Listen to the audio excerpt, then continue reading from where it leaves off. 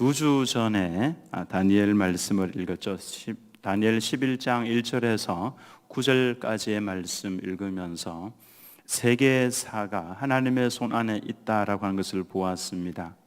사실 그때 그 세계사를 들으면서 이게 나와 무슨 상관이 있을까 이런 생각을 하셨을 텐데, 오늘 이 말씀 읽으면서도 대체 이게 무슨 말씀이고 어떤 내용인가 아마 감도 잡히지 않을 것이고, 이게 나와 무슨 상관이 있을까 이런 생각이 드실 겁니다만은 의미 없이 기록을 해놓은 역사는 없습니다. 하나님께서 다니엘 11장 이제 19절 그 이하에 보면은 중요한 내용들이 나옵니다. 그 중요한 내용으로 연결시키기 위해서 이 역사들을 기록을 했고요. 오늘 읽은 이 말씀 속에 여러분들이 잘 알지 못할 수도 있는 한 여인이 나옵니다. 아주 유명한 여인인데요, 그의 코가 조금 더 높았더라면 역사가 바뀌었을 것이다 라고 하는 여인이 있죠. 누굽니까? 예, 클레오파트라. 혹시 이 말씀에서 클레오파트라를 찾아내신 분 계십니까? 여기 보면은 클레오파트라가 나옵니다. 역사 속에 있는 클레오파트라, 이름이 클레오파트라인데요, 굉장히 아름다운 여인이라고 그러죠. 시리아 왕 중에 한 명의 딸입니다. 그가 애굽에 정략적인 결혼을 하러 가죠. 그곳에서 그 왕이 내렸던 사명 망각해버리고 그곳에 애굽 왕과 함께 애굽의 부흥을 위해서 애를 쓰는 그 모습 보여주었던 여왕입니다. 세계사가 하나님의 손 안에 있다라고 하는 것을 다니엘 11장을 통해서 분명하게 증거하고 있는데요, 이 11장에는 다른 어떤 성경에서 볼 수 없는 세계사, 앞으로 다니엘이 예언하는 요 시점부터 200년에서 400년 뒤에 일어날 일들을 기록을 하고 있습니다. 무려 135개 정도의 예언이 기록이 되어 있고 그 예언은 그대로 다 이루어졌습니다. 장차 200년 뒤에 400년 뒤에 일어날 그 일을 하나님께서 다니엘로 하여금 기록하게 하셨는데 놀랍게도 다 이루어졌죠. 먼저 다 잊어먹으셨겠지만은, 먹었다는 표현 좀 그긴 한데요, 다 잊으셨겠지만은 2절에서 9절까지에 기록되어 있는 이 세계사를 요약을 하면 이렇습니다. 바벨론 제국은 페르시아 제국에 의해서 멸망을 받죠. 페르시아 제국이 일어나서 1대, 2대, 3대 왕이 지나고 4대, 네 번째 왕은 굉장히 강력한 왕입니다. 심히 부유하고 강해서 헬라 제국을 칠 것입니다. 이 페르시아의 네 번째 왕은요, 굉장히 강력한 왕인데 성경에 나와 있습니다. 우리 성경에 크세르크세스, 우리 성경에는 아하수에로 왕이라고 번역이 되어 있죠. 그는 죽으면 죽으리라 라고 이와 같은 믿음을 가지고 왕 앞에 나아갔던 에스더 왕비의 남편입니다. 아하수에로 왕, 100만 대군을 이끌고 헬라 왕을 치러 가죠. 치러 갔다가 참패합니다. 그리고는 그 이후부터 페르시아가 점점 기울어지기 시작을 해서 결국 망하게 됩니다. 헬라에서 일어난 알렉산더 대왕이 있습니다. 아주 신속하게. 그래서 이 다니엘서에서는요, 알렉산더 대왕을 가리켜서 표범으로, 날개가 달려있는 표범으로 묘사를 해놓았습니다. 다니엘이 환상 가운데 보았던 아주 날렵하고 빠른 표범, 바로 알렉산더 대왕인데요, 그는 아주 빠른 시간 내에 광활한 영토, 소아시아 일대와 인도 접경까지, 그리고 애굽, 북부 애굽까지 다 점령을 순식간에 해버린 그런 왕입니다마는 33세에 죽음을 맞이합니다. 그리고 난 다음에 그의 부하 장군 4명이 점령했던 헬라 지역을 4조각으로 나누어서 다스리는데, 그 중에서도 북방왕과 이 시리아를 말합니다. 남방왕 애굽을 말하죠. 이 두 나라가 가장 강력해서 서로 전쟁을 많이 했습니다. 시리아 왕이 조금 더 강력했죠. 그래서 애굽 왕이 시리아 왕과의 관계를 좋게 하기 위해서 자신의 딸 베르니케를 시리아의 왕 안티오쿠스 2세에게 시집을 보냅니다. 정략 결혼을 한 것이죠. 근데 시리아의 왕 안티오쿠스 2세에게는 이미 아내가 있었습니다. 라오디케라고 하는 아내가 있었죠. 근데 이 애굽 왕이 자신의 딸을 정략 결혼을 시켜서 시리아 왕에게 보내면서 시리아 왕에게 요구했던 것이 있습니다. 지금 있는 그 라오디케와 이혼을 하고 내 아내와 결혼을 하라고 이렇게 부탁을 했죠. 그래서 왕과 왕 사이에 정략적인 결혼을 하면서 이 시리아 왕이 라오디케와 이혼을 하고 그를 이 성에서 왕궁에서 바깥으로 내보냅니다. 라오디케아가 기분이 안 좋죠. 그때도 말씀드렸지만 여자가 한을 품으면은 온유월에도 서리가 내리는 무서운 일이 발생하죠. 이 라오디케가 쫓겨나고 난 다음부터 이를 갈기 시작을 했습니다. 복수를 꿈꾸고 있다가 수년이 지나서 애굽의 그 왕 톨레미 왕이 죽음을 맞이합니다. 병이 들어서 죽습니다. 그러니까 이제 이 시리아 왕이 안티오쿠스 2세가 자신이 내어 쫓았던 왕 라오디케를 왕궁으로 데리고 오죠. 이미 복수의 칼날을 갈고 있던 이 라오디케가 왕궁에 들어와서 자신을 한번 내쳤던 안티오쿠스 2세를요 독살을 해버립니다. 그리고 난 다음에 그의 정략적인 결혼을 했던 그 베르니케와 그의 아들까지도 다 죽여버리죠. 무슨 일이 일어난 겁니다. 그리고는 이제 자신의 몸에서 태어난 아들을 시리아의 왕으로 세웁니다. 가만히 보고 있으니까 이제 애굽에서는 베르니케의 남동생이 왕이 되어 있었는데 누나가 시리아에서 죽었단 말입니다. 그걸 보면서 분노해서 이 애굽의 왕이 대군을 일으켜서 시리아 왕을 치러 갑니다. 시리아 왕은요, 이 라오디케 왕비의 아들, 친아들이었죠. 셀류크스 왕이었습니다. 이 전쟁에서 애굽 왕이 시리아를 이깁니다. 온갖 노력을 다 해가지고 애굽으로 돌아가죠. 돌아가고 난 다음에 시리아의 왕이었던 셀류크스가 기분이 나쁘죠. 그래서 몇 년 동안 또 준비를 해가지고 대군을 이끌고 애굽을 또 치러 내려갑니다. 치러 갔다가 대패하죠. 그리고 돌아와서는 분노를 사귀지 못하고 화병으로 죽습니다. 여기까지가 지지난주에 읽어보았던 9절까지의 세계사, 앞으로 진행될 세계사의 내용이었습니다. 그러자 10절 말씀으로 연결이 되는데요. 10절 말씀을 한번 보겠습니다. 같이 한번 읽어봅니다.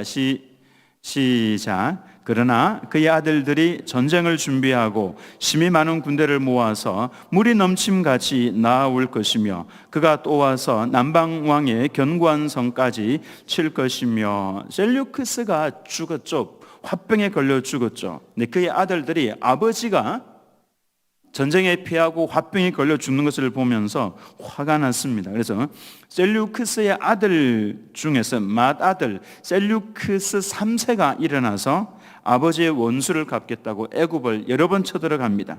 그러나 이기지 못하죠. 그런 젊은 나이에 죽습니다.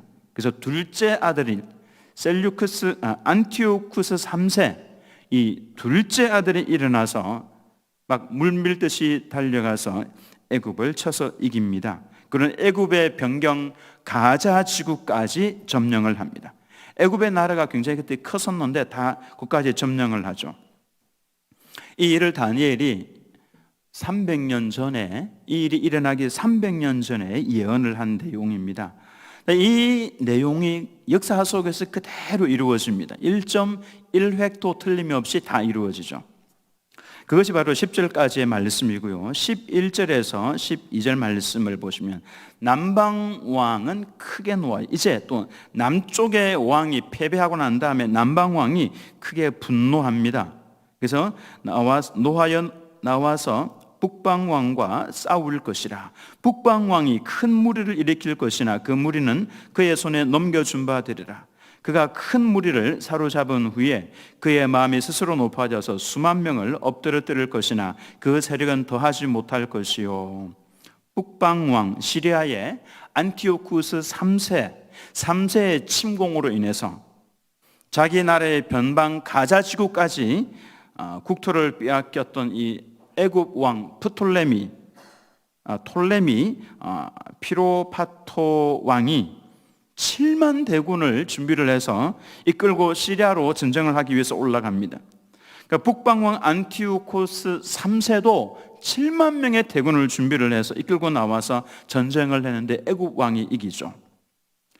대군을 다 잃어버린 시리아 왕이 겨우 목숨만 살아서 도망을 했습니다. 여기까지가 11절 말씀이죠. 승리한 애굽 왕이 만약에 시리아까지 끝까지 밀고 올라갔더라면 다 점령을 했을 텐데 수만 명을 죽이고 난 다음에 마음이 아주 교만해졌습니다. 그래서 예루살렘에 들어갑니다. 성경에서는요, 예루살렘을 영화로운 땅이라 그렇게 표현을 하고 있죠. 예루살렘에 들어가서 대제사장만 들어갈 수 있는 지성소에 들어갔다가 하나님께서 그를 치시죠. 그래서 그가 점점 약해져 가다 병이 들어서 아내와 함께 죽고 맙니다. 이것이 12절까지의 내용입니다. 그리고 13절 말씀 한번 같이 읽습니다. 13절입니다. 시작. 북방 왕은 돌아가서 다시 군대를 전보다 더 많이 준비하였다가 몇 해 후에 대군과 많은 물건을 거느리고 오리라. 겨우 살아서 도망을 간 시리아 왕이 이 안티오쿠스 3세가 다시 애굽을 칠 준비를 차근차근 하기 시작을 했습니다. 그런데 애굽 왕이 성전에 들어가서 함부로, 지성소에 들어가서 함부로 하다가 하나님께서 치셨죠. 그래서 원인을 알 수 없는 병에 걸렸습니다. 그래서 그의 아내와 죽었죠. 그리고 그의 외아들이 아주 어린 나이에 왕위에 오릅니다. 그가 바로 유명한 톨레미 에피파네스 5세입니다.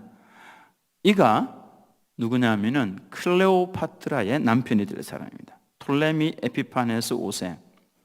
기회다 싶어서 이 안티오쿠스 3세가 애굽을 수차례 침공을 합니다. 이게 13절까지의 내용이죠. 이제 14절 말씀을 한번 보겠습니다. 14절입니다. 시작. 그때에 여러 사람이 일어나서 남방 왕을 칠 것이요 네 백성 중에서도 포악한 자가 스스로 높아져서 환상을 이루려 할 것이나 그들이 도리어 걸려 넘어지리라.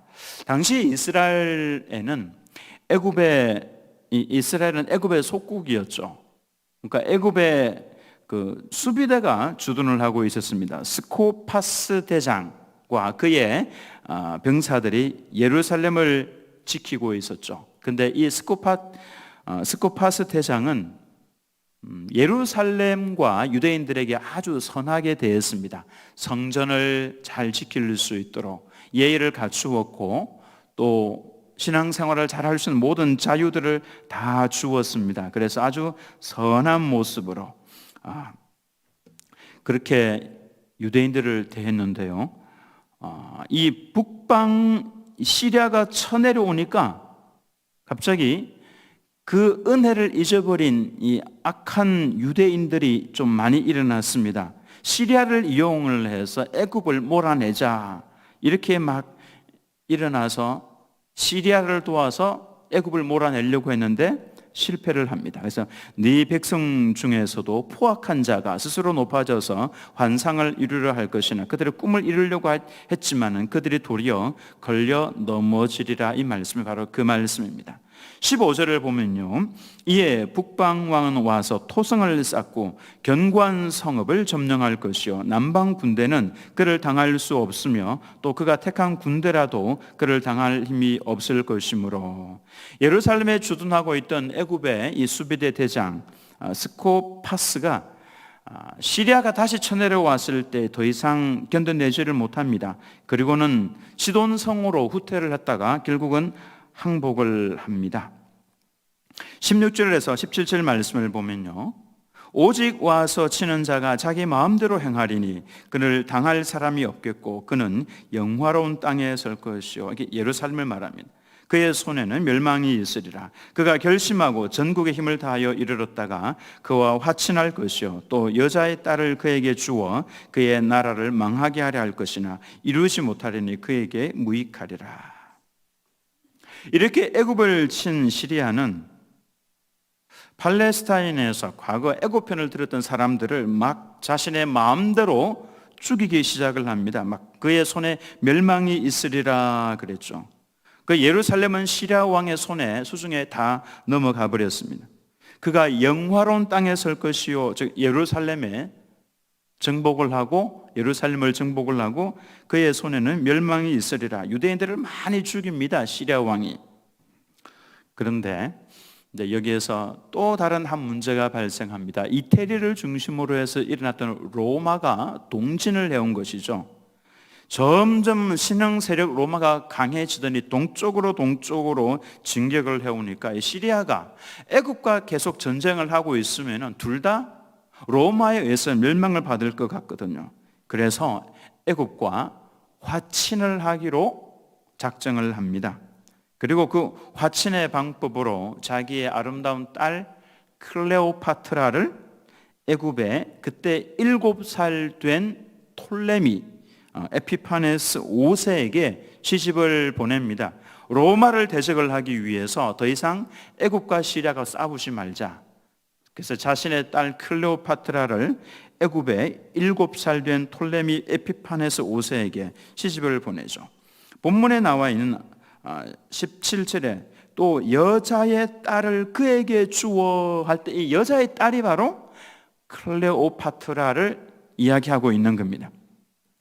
그러면서 클레오파트라를 애굽 왕에게 시집을 보내면서 사명을 하나 줍니다. 가서 그 어린 왕을 휘어잡아 가지고 시리아의 속국으로 만들어라. 애굽을 시리아의 속국으로 만들어라. 이렇게 사명을 하나 주죠. 그러나 클레오파트라는요, 사사건건 애굽의 편을 듭니다. 애굽의 왕 자신의 남편의 편을 계속해서 드는 것이죠. 그리고는 시리아의 자신의 아버지를 대적을 합니다. 이렇게 되니까 시리아 왕의 정책은 실패로 돌아간 것이죠. 그래서 딸을 시집 보낸 것은 그에게 아무런 도움이 되지 못했다. 그에게 무익하리라. 이렇게 17절 끝에 기록이 되어 있죠. 그리고 이제 18절과 19절 마지막 절인데요. 그 후에 그가 그의 얼굴을 바닷가로 돌려 많이 점령할 것이나 시리아 왕을 말합니다.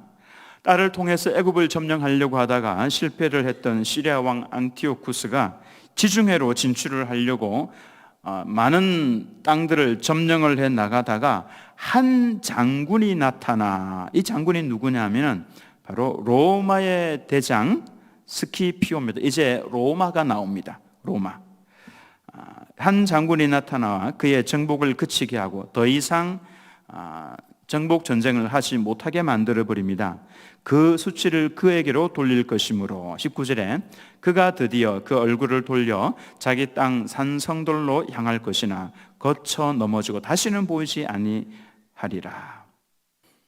로마 장군과의 전쟁에서 패배를 했던 안티오쿠스가 이제 귀국을 합니다. 시래에 빠져서 이제 나는 내 능력은 여기까지인가 보다 하고 귀국을 하죠. 그리고 얼마 지나지 않아서 조그만 엘람 나라에 있는 신전을 약탈하다가 자객에 의해서 살해당하고 맙니다. 그래서 다시는 보이지 아니하니라 그랬죠. 이것이 바로 19절까지의 내용입니다.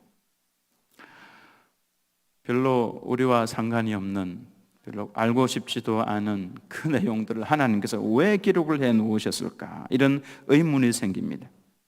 우리가 왜 이 역사를 알아야 합니까? 계속해서 일어나서 싸우고 또 분노해서 일어나고 또 죽이고 또 분노해서 또 일어나서 또 내려가서 싸우고 또 이 반복이죠. 서로 죽이고 하는 것의 반복입니다. 서로 또 정략 결혼을 하면서 또 남의 나라를 먹으려고 막 하는 이런 인간의 아주 비참한 역사들을 왜 기록을 하고 있습니까? 그런데 이제 19절 이하에 20절부터 그 말씀을 보면은 물론 또 세계사입니다. 또 어렵습니다. 그런데 여기에 적그리스도의 출현이 나옵니다. 그리고 마지막 전쟁까지도 여기에 연결이 되고 있습니다. 그래서 그 일을 위해서 하나님께서 지금 배경 작업을 하고 계시는 겁니다.